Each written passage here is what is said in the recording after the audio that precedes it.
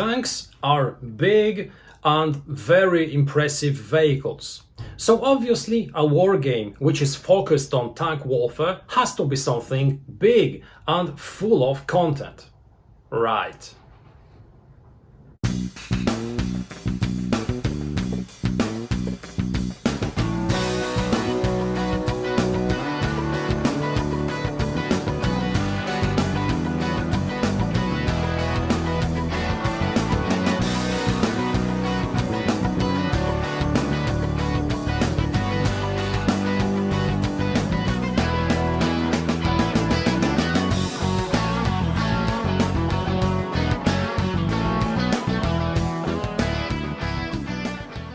Hello, this is Michel Leviathan Sorbet, and this is a new episode of Wojennik TV. Games about tanks were, are, and obviously will be extremely popular because this is an interesting topic, a thing which interests a lot of wargamers.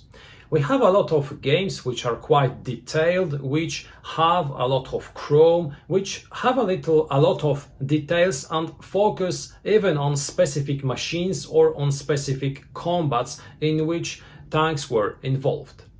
But when we search for a small-scale game which enables us to recreate tank-to-tank combat, we do not have a lot of options. Today I'd like to show you one of those games, a game released in 2017 by Forsage Games, which is called Panzer Strike France 1944 Pocket Edition. So this obviously is a pocket edition, a mini version of the game, a game in which we will receive in a very small box a lot of very small plastic miniatures, which will obviously be our tanks, and in which we will create the battlefield with terrain tiles also of small scale. This game is for 2 players, aged 12 or higher, and the time of play is somewhere around 60 minutes.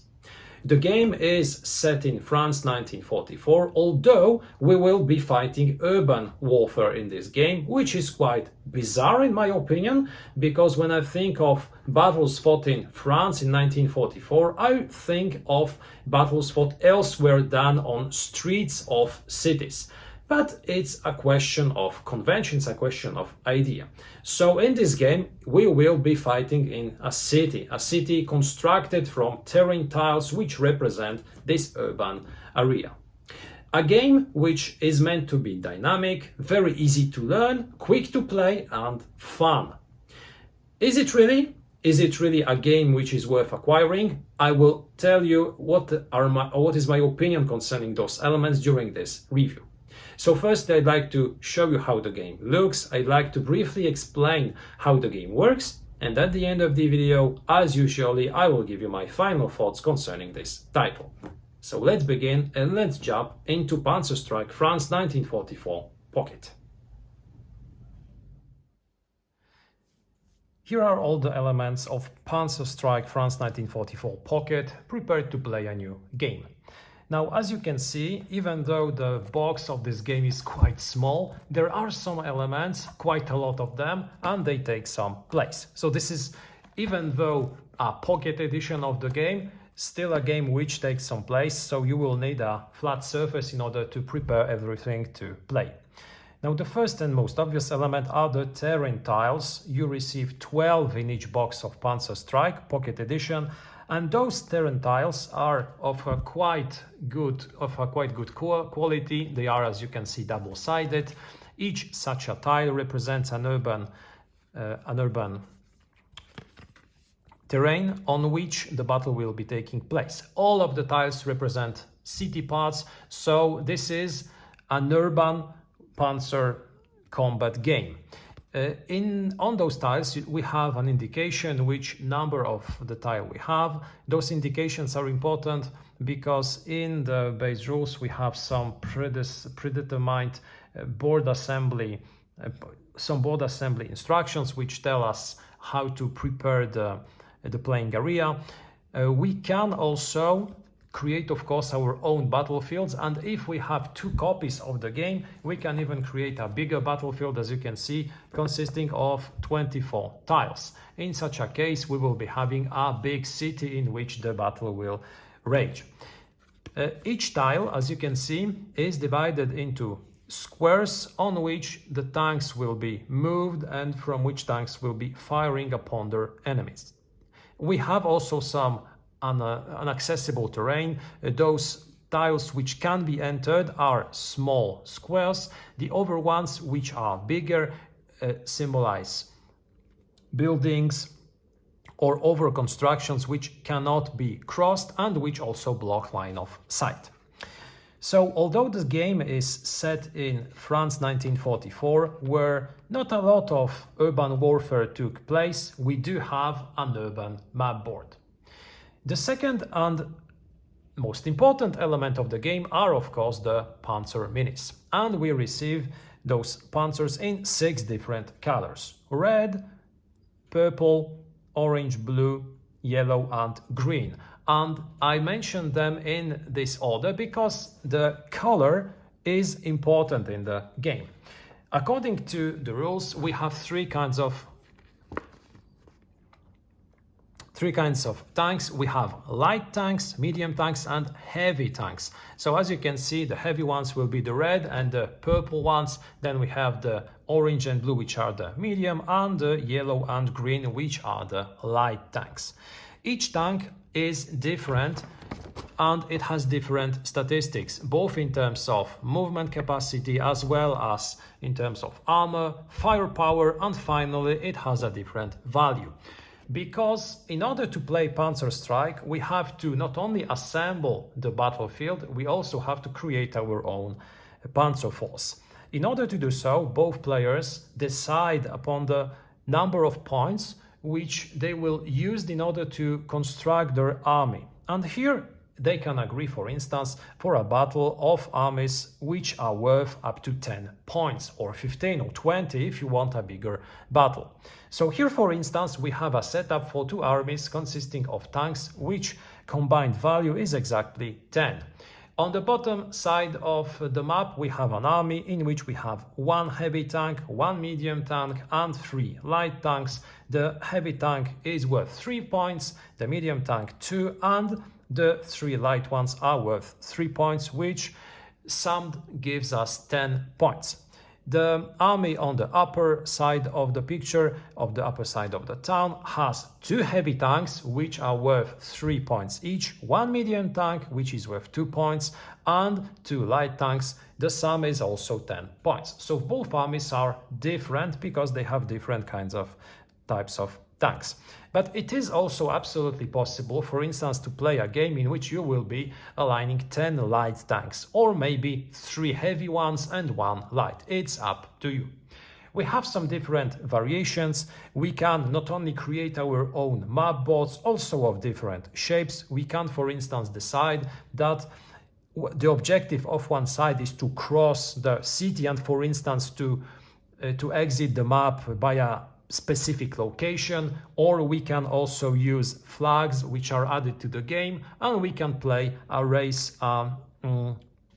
We can play an additional variant in which we will be competing to capture the flag placed somewhere in the city. We can also place different flags in order to indicate different objectives. So in general, it's up to the players to create the game which they want to play.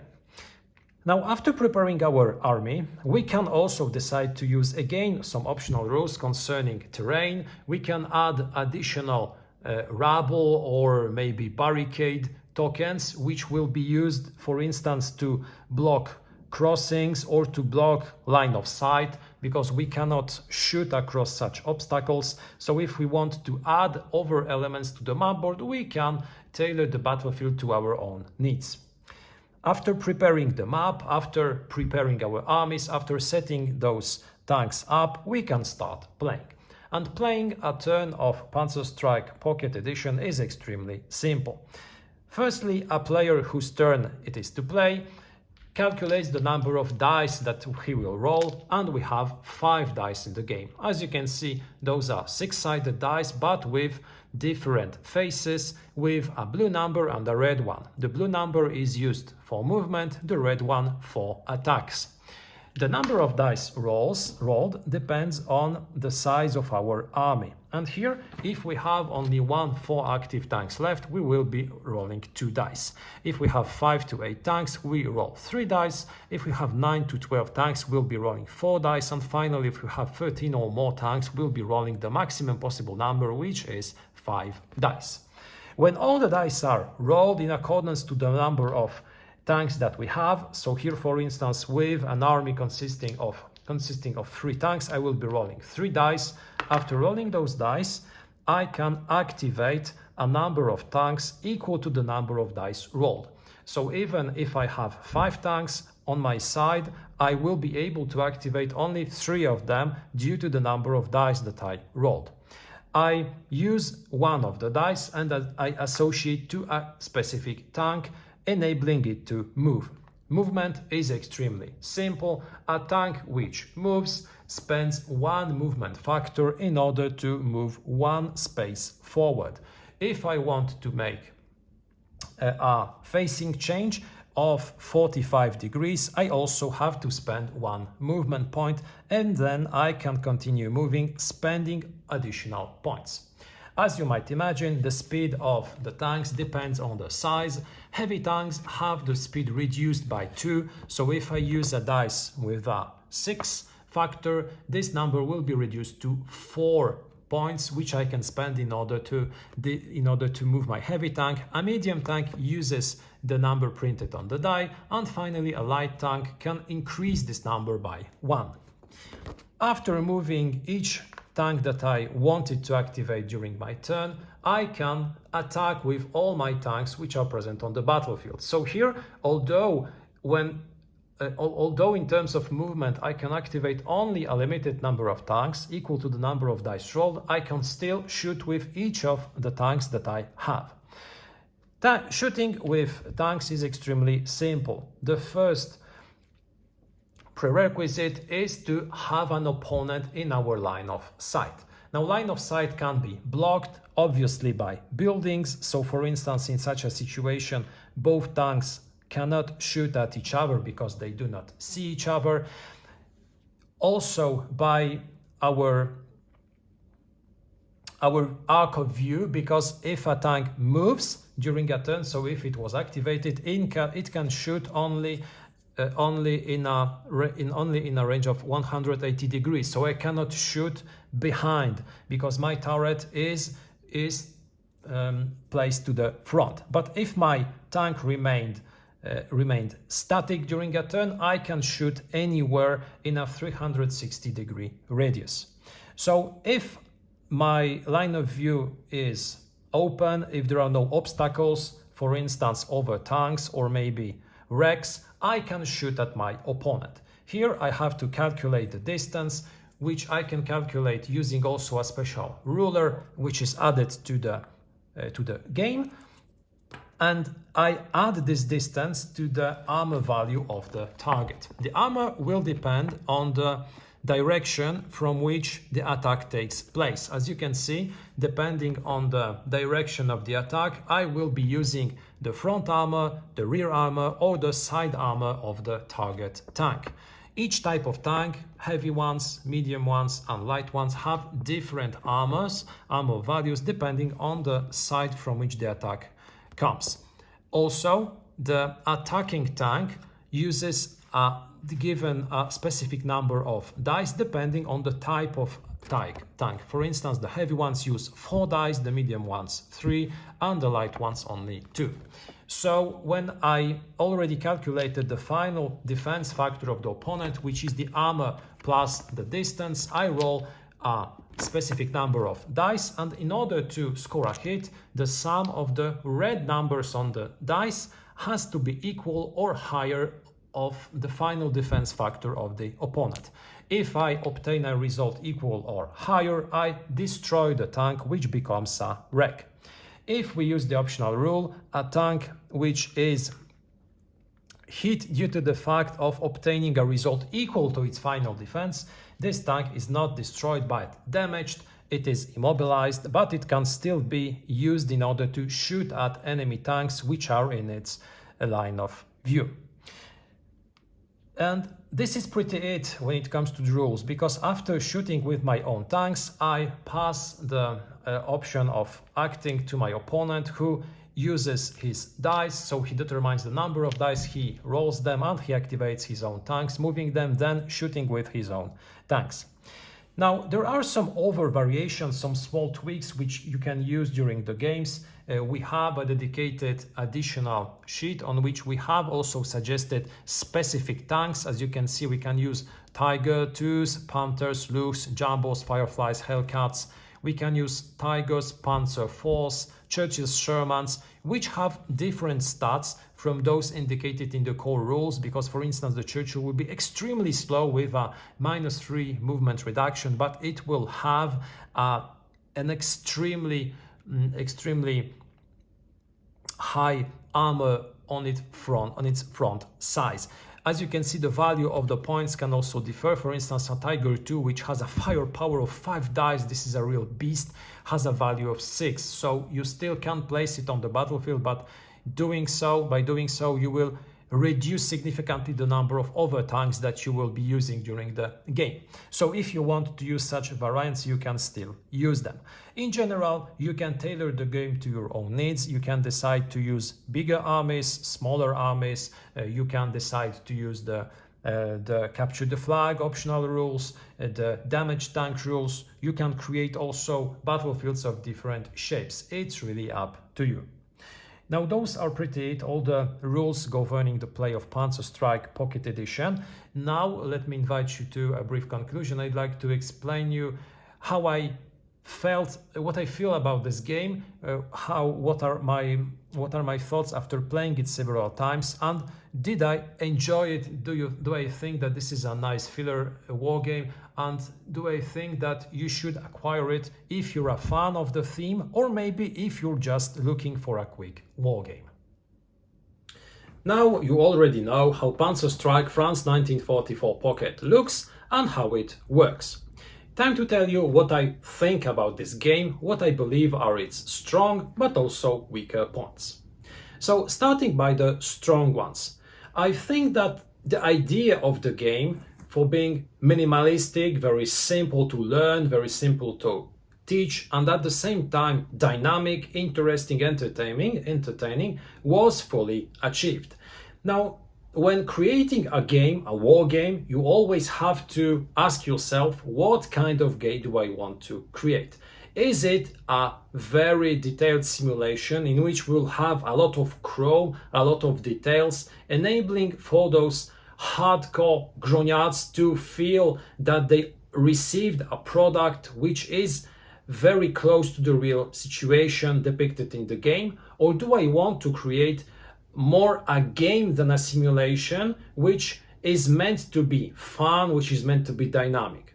In my opinion, when it comes to Panzer Strike France 1944, creating a dynamic, fun, but at the same time quite abstract game was the goal from the start. And if I were to judge this design by its final posture, I'd say it's a really nice game. It's a game which do not tries to be something else than it is. It is not a game which simulates a specific combat fought in France in 1944. It is a game very loosely set in 1944, somewhere in a city where two opposing tank armies are fighting each other. Nothing which has any historical setting, but something which enables us to use components in a very specific environment, which helps some game mechanics to shine.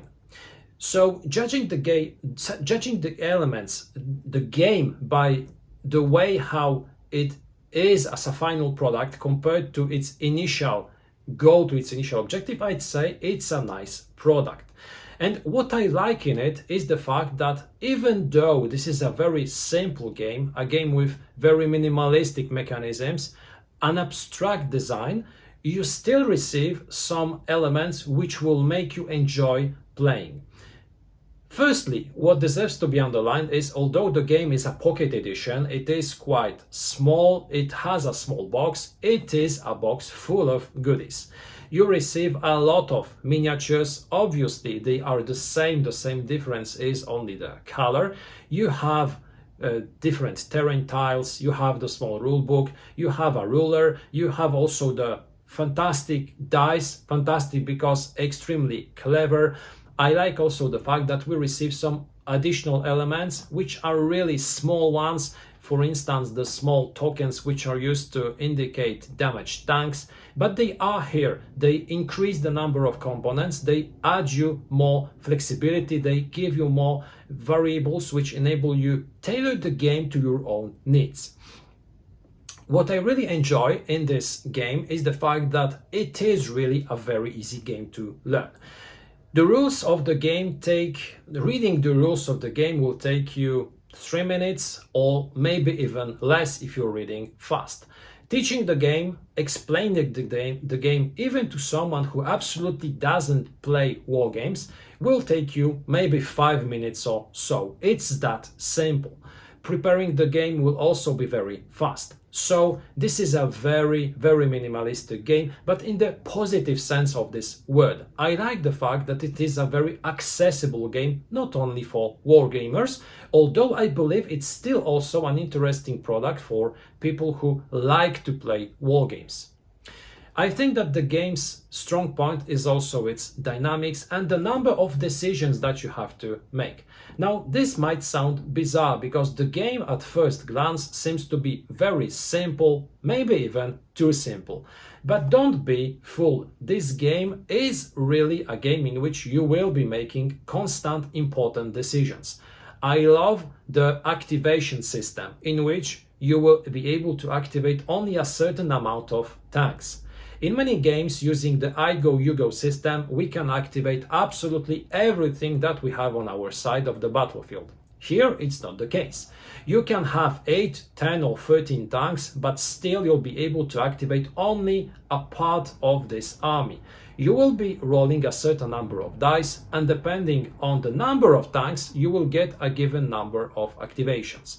So here already the decision-making process starts. You have to decide which tanks to activate. Do I want to activate my tank which is in a vulnerable space and risks to be attacked? Or do I want maybe to approach with my light tank, try to overflank the enemy? Or do I want just to rotate my tank in order to have a better position and have a better line of sight towards an enemy tank? Those are all decisions which you will have to be making. You will have to constantly think of benefits and dangers and possible movements of your opponent. I like it because it seems extremely simple, but at the same time it makes you really constantly think how to improve your position. Then you have this firing system in which you will be using the same dice but with different numbers. You still have a certain random factor in the game, but to be frank, I think it's quite nicely designed. It's not too random, it adds some randomness to the game, but at the same time attacking with a big tank, with a heavy tank, using more dice from a good position almost always will enable you to score a hit. And smaller tanks sometimes can score also hits on heavy tanks if they are sufficiently lucky, if they have the best attacking position. So randomness is a factor in the game. It adds some randomness to the game's mechanics, but I believe that it's on a good level. It's not a thing which will make you scratch your head and say at the game's end, well, I was extremely unlucky during this game. I don't believe so. I played numerous games and I had never this feeling, even when I lost, that I lost because of dice rolling. It was rather because of my poor tank placement, of my poor decisions. And if this is the case, I believe that the game is is well designed, and the random element, even still being present in the game, is not the determining factor.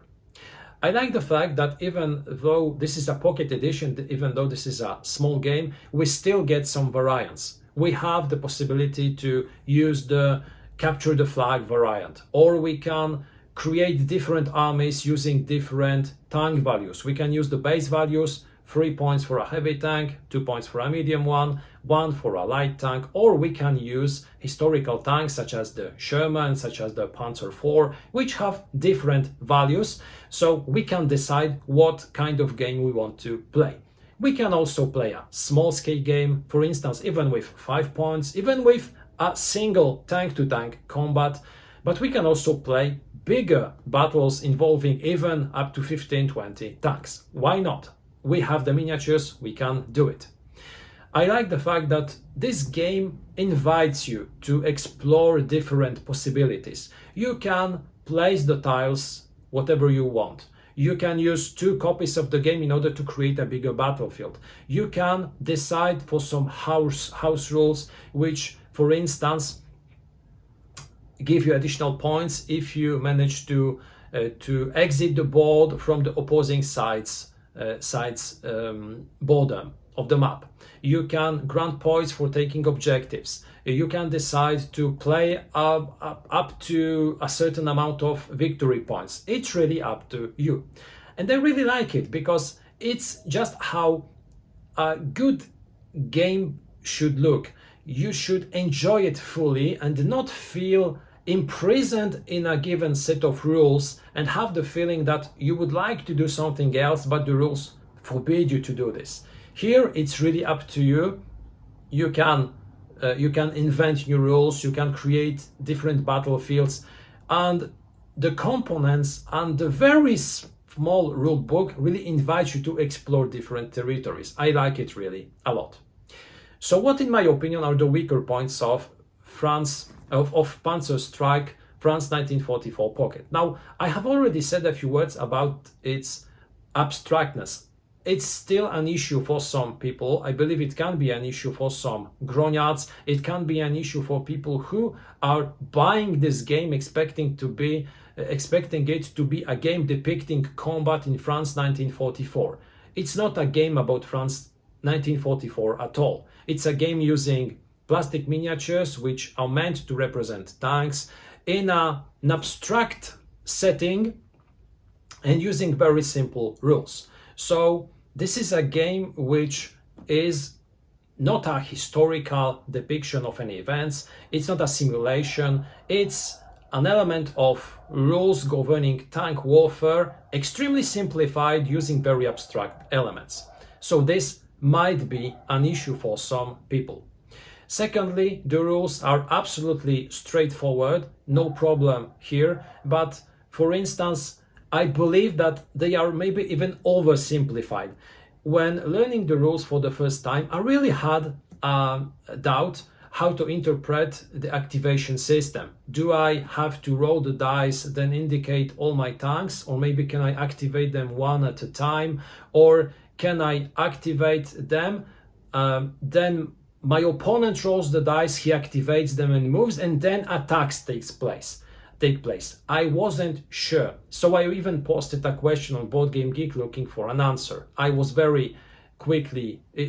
was very quickly replied, and I played in accordance to what I was replied. I believed correct, I thought correctly, but I still wasn't sure. So the rules are even maybe oversimplified. Finally, I believe that the game can drag sometimes a lot because it is meant to last 45-60 minutes, but sometimes games will last significantly longer, especially if on one side we have, for instance, 1 or 2 tanks left. At the beginning, it's not an issue. We have a certain number of tanks. The game will be dynamic. We will bring our tanks forward. We will be shooting at our opponent. We will be destroying tanks, having our own tanks destroyed. But when the game reaches a certain stage, the number of tanks will be significantly reduced. And at some point, one of the sides will have, at most times, a smaller number of tanks or a number of or tanks of a lesser quality, and at that point this side can just try to avoid combat. And given the fact that we have light tanks, medium and heavy tanks, it is possible, for instance, for a light tank to consistently avoid combat with heavy tanks, because it is very, very fast. It can avoid such a combat, it can hide on the other side of the board. Then when those heavy tanks approach, you can try to take another path and escape to another part of the board.